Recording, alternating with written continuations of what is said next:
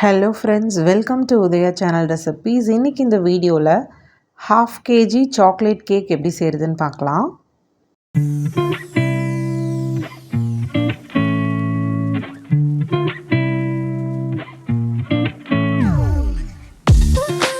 Chocolate sponge செய்கிறதுக்கு தேவையான try ingredients எல்லாத்தையும் முதல்ல ரெடி பண்ணி எடுத்துக்கலாம்.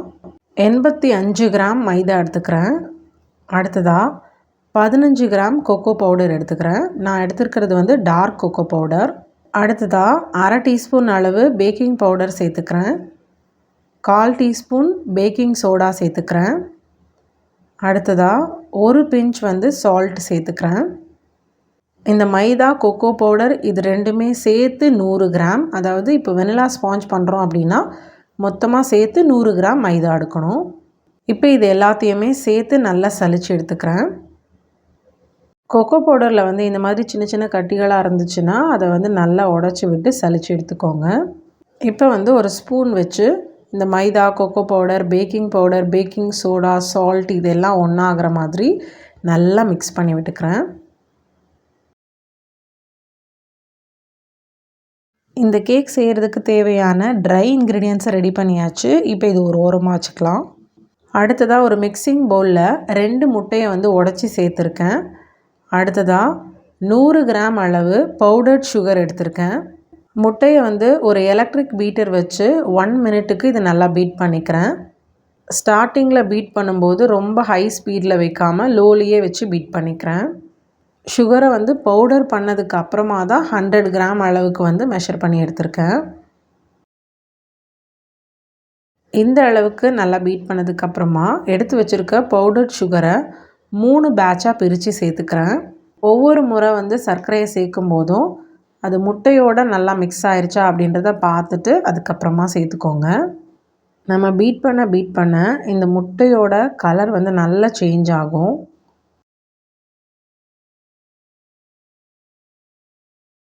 பவுடர் பண்ணி வச்சுருந்த சுகர் எல்லாத்தையும் நான் இப்போ சேர்த்துட்டேன். இப்போ கலர் பாருங்கள், ஓரளவுக்கு நல்லா சேஞ்ச் ஆகிருக்கு. முட்டையோட கலர் வந்து இன்னுமே நல்லா சேஞ்ச் ஆகணும். இன்னும் நல்லா பீட் பண்ணணும்.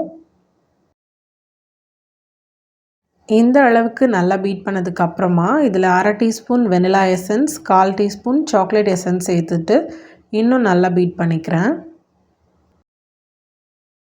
இந்த அளவுக்கு நல்லா பீட் பண்ணதுக்கப்புறமா சலிச்சு வச்சுருக்க ட்ரை இன்க்ரீடியன்ட்ஸ் எடுத்து வச்சுருக்கேன். கூடவே 60 கிராம் அளவுக்கு பாலும் எடுத்து வச்சுருக்கேன். காய்ச்சி ஆற வச்ச பால்.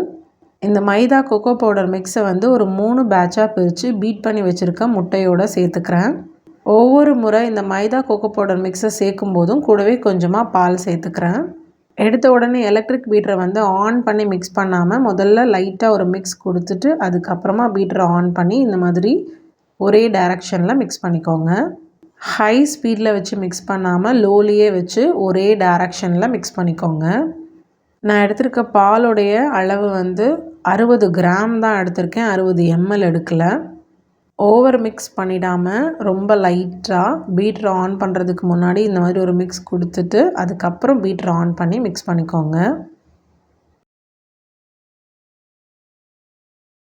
எடுத்து வச்சுருந்த மைதா மிக்ஸில் 3 பேட்சில் கடைசி பேட்சை சேர்த்ததுக்கப்புறமா கூடவே ஆயில் சேர்த்துக்கிறேன்.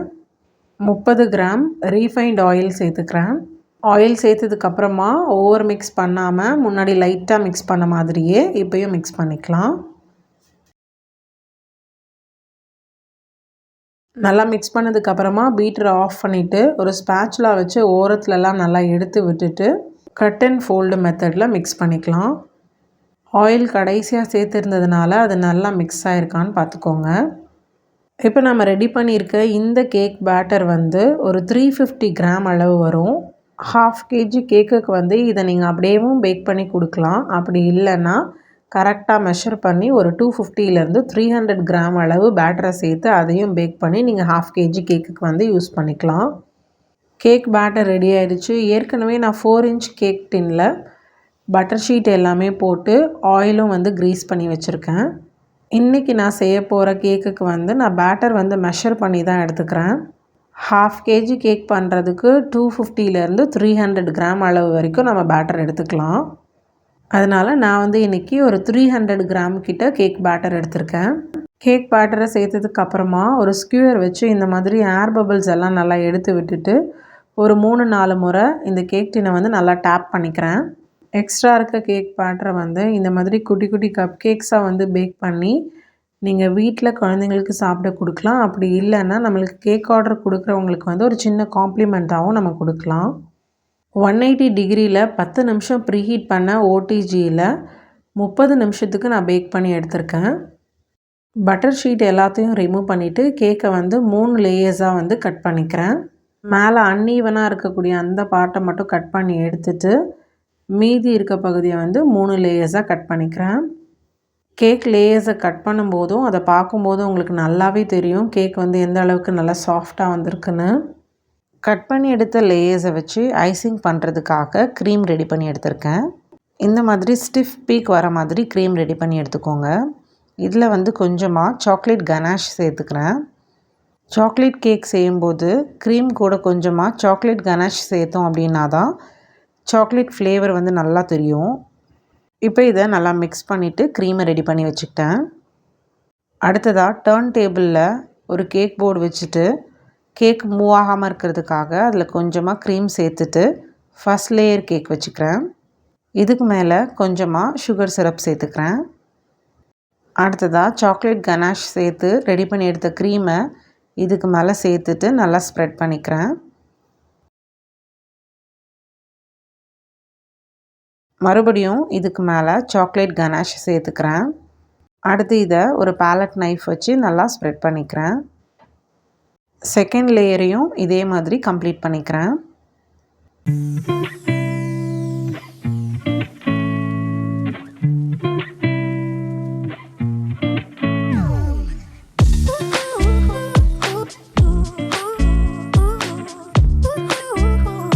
தேர்ட் லேயர் கேக் வச்சுட்டு அதுக்கு மேலே சுகர் சிரப் சேர்த்துக்கிறேன்.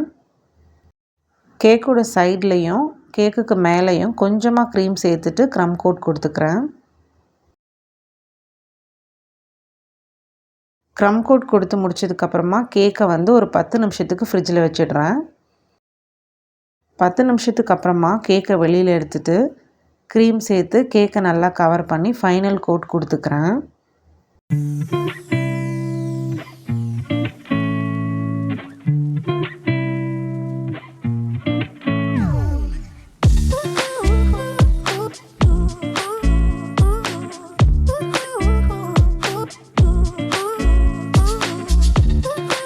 கேக்கு வந்து ஃபைனல் கோட் கொடுத்து நல்லா ஸ்மூத் பண்ணி எடுத்ததுக்கப்புறமா ஒரு டிஷ்யூ வச்சு கேக் போர்டு மேலே இருக்கக்கூடிய க்ரீம் எல்லாத்தையும் வைப் பண்ணி எடுத்துக்கிறேன். மறுபடியும் இந்த கேக்கை ஒரு 10 நிமிஷத்துக்கு ஃப்ரிட்ஜில் வச்சிடுறேன். 10 நிமிஷத்துக்கு அப்புறமா கேக்கை வெளியில் எடுத்துகிட்டு கேக்குக்கு மேலே சாக்லேட் கனாஷ் சேர்த்துக்கிறேன். இப்போ ஒரு பேலட் நைஃப் வச்சு சைடில் கொஞ்சமாக ட்ரிப்பிங் வர மாதிரி ஸ்ப்ரெட் பண்ணிக்கிறேன். அடுத்ததாக கேக்கை வந்து டெக்கரேட் பண்ணிடலாம். இந்த கப் கேக் வந்து கேக்குக்கு மேலேருந்து மூவ் ஆகாமல் இருக்கிறதுக்காக அதுக்கு அடியில் வந்து ஒரு ஸ்டிக்கு கொடுத்துருக்கேன். அடுத்ததாக க்ரீம் வச்சு இந்த கப் கேக்கை வந்து டெக்கரேட் பண்ணிக்கிறேன். அதே நாசிலை வச்சு கேக்குக்கு மேலேயும் சைட்லேயும் ஒரு சில இடத்துல மட்டும் டிசைன் கொடுத்துக்கிறேன். அடுத்ததாக கொஞ்சமாக சாக்லேட்ஸ், வேஃபர்ஸ், பிஸ்கெட்ஸ் இதெல்லாம் வச்சு இந்த கேக்கை வந்து டெக்கரேட் பண்ணிக்கிறேன்.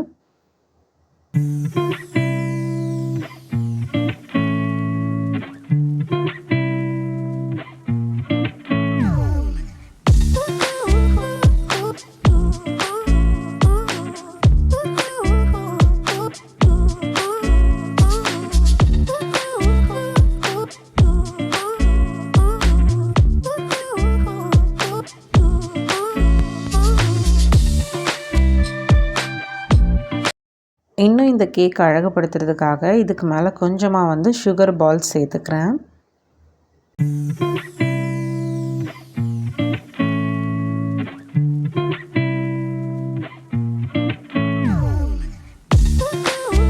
அடுத்ததாக பர்த்டே பேபியோட நேமை வந்து ஃபாண்டன்ட்டில் வந்து கட் பண்ணி வச்சுருக்கேன். அதை எடுத்து இந்த கேக் போர்டுக்கு மேலே ப்ளேஸ் பண்ணிக்கிறேன்.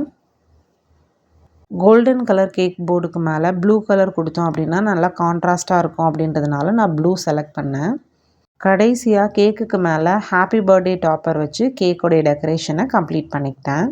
அவ்வளோதாங்க, 1/2 kg சாக்லேட் கேக் ரெடி ஆகிடுச்சு. இந்த வீடியோ உங்களுக்கு பிடிச்சிருந்தா லைக் பண்ணுங்கள். இந்த கேக்கோட டெக்கரேஷன் எப்படி இருந்ததுன்னு கண்டிப்பாக கமெண்ட்டில் சொல்லுங்கள். தேங்க்யூ.